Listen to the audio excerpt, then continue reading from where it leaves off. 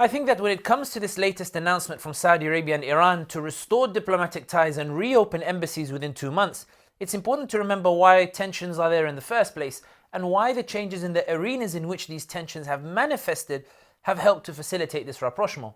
In Syria, there is no longer a concerted effort to oust Assad. Instead, there is an Arab normalization drive that includes UAE, Oman, Jordan, Egypt, Algeria and Tunisia to bring Assad back into the fold.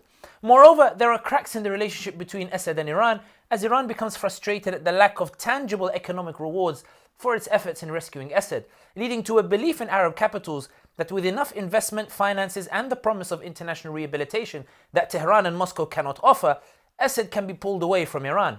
In Yemen, Saudi Arabia has revised its aims. Ousting Houthis from Sana'a no longer seems to be as important and objective as securing the southern border from their missile attacks on oil facilities. Riyadh is also not particularly enthusiastic about the alternatives that make up the internationally recognized government.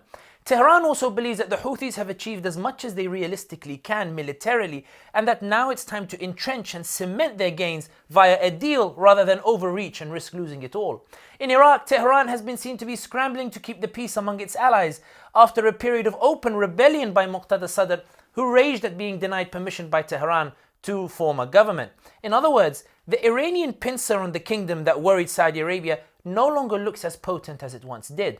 More importantly, bin Salman's and Khamenei's priorities have changed. The Saudi Crown Prince is intent on focusing on securing breathing space to revamp his country's image and economy. Khamenei wants a break to recover from the protests that dealt a heavy blow to his authority.